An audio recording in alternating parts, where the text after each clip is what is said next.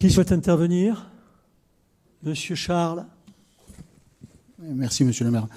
Pour le coup, nous l'avons évoqué en commission de ça, mais j'aimerais avoir savoir ces 850 000 euros, à quoi ça correspond exactement dans la répartition. Parce que j'ai cru comprendre qu'il y avait des hausses du prix de l'énergie, des hausses des matières premières, des factures qu'on a retrouvées, visiblement.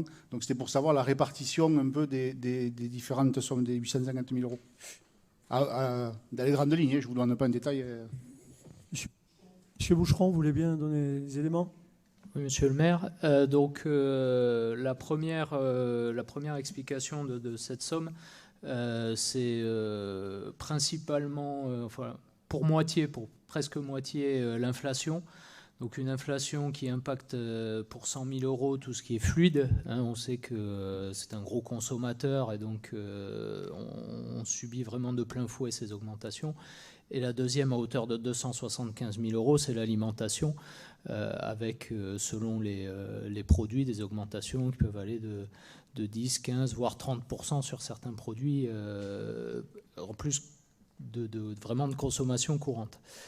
La deuxième raison, elle est beaucoup plus conjoncturelle, puisqu'un des gros fournisseurs de la cuisine centrale a facturé d'un coup tout un tas d'arriérés de factures, donc à hauteur de 270 000 euros. Donc la société qui avait subi une restructuration importante, qui avait été rachetée, n'avait pas émis de facture en fait sur les années 2021-2022. Donc ils nous ont tout émis en 2023. Et donc là, on a 270 000 euros qu'il a fallu régler. Bien entendu, 270 000 euros de facture 2021-2022, on aurait dû les voir. C'est assez clair. Donc voilà, on a réétudié suite aux alertes donc, qui ont été faites par le service des finances le process interne, et il s'est avéré effectivement qu'il y avait un dysfonctionnement dans le process interne, puisque sur les gros fournisseurs, les engagements étaient faits globalement, ce qui ne permettait pas toujours d'avoir une visibilité des factures. Et donc c'est comme ça qu'on est arrivé à cette situation.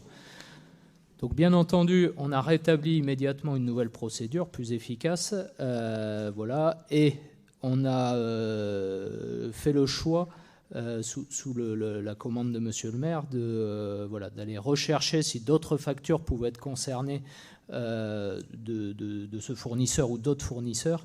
Et donc on a choisi de régulariser d'un coup la situation et d'aller rechercher 105 000 euros d'arriérés de factures, ce qui veut dire supplémentaire par rapport à ces 270 000.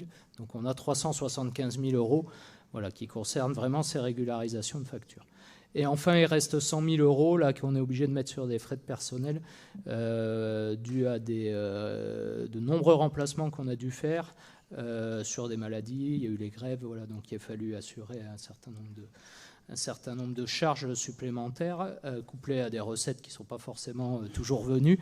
Et donc là, on doit abonder à ce niveau-là à hauteur de 100 000 euros. Voilà pour le détail, monsieur le maire, des différentes sommes.